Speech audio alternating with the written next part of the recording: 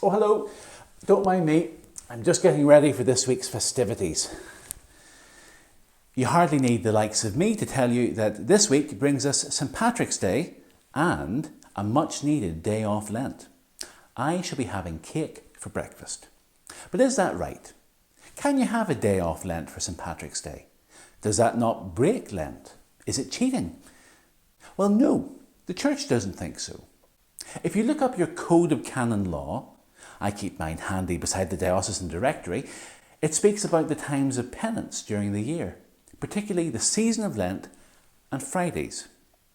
And in Canon 1251, you read these words: abstinence from meat or from some other food, as determined by the Episcopal Conference, is to be observed on all Fridays unless a solemnity should fall on a Friday. Abstinence and fasting are to be observed on Ash Wednesday and Good Friday. What this law tells us is that solemnities, which are the highest rank of feast days, overrule times of penance. So St. Patrick's Day, which is a solemnity here in Ireland, overrules Lent. And I've got some even better news for you. It's not the only solemnity that falls in Lent. There are two more: St. Joseph's Day, which is March the 19th, and the Annunciation, March the 25th. That's 3 days off Lent. Brilliant. But I know there'll be some people watching who hear this and think it's still a bit iffy. We're used to being told to do something tough for Lent. It seems strange to hear that there are days to celebrate as well. But you know, that's a question that came up in the time of Jesus too. Remember the complaint that was made to him once by the disciples of John the Baptist. They were fasting, and so were the Pharisees, but the disciples of Jesus weren't.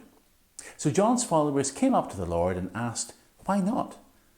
And Jesus answered with these words: "How can the guests of the bridegroom mourn while he is with them?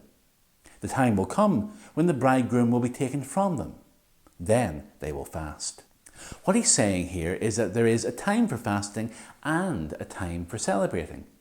And that's always been the Catholic way. At times we do penance, at other times we have a feast. That's what we just heard in Canon 1251.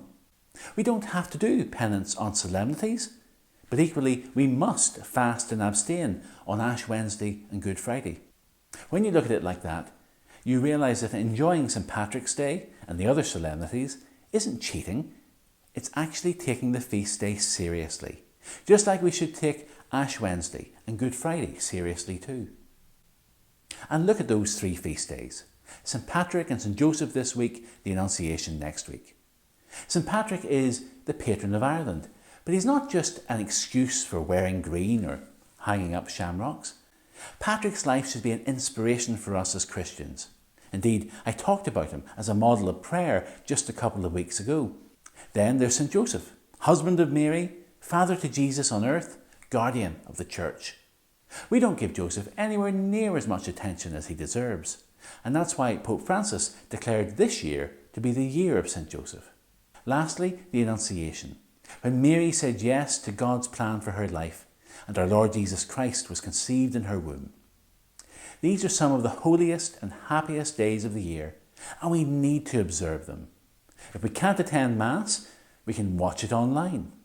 We should pray something special, say the Rosary for the Annunciation, for example, and we should be especially generous to others. We should celebrate too.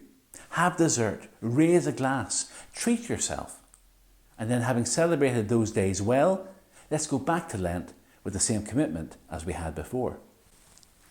As for me, well, I'm ready for the solemnities as soon as they roll round. So, for the sake of Jesus, Mary and Joseph, and Patrick too, let's take those days off from penance and rejoice in the Lord.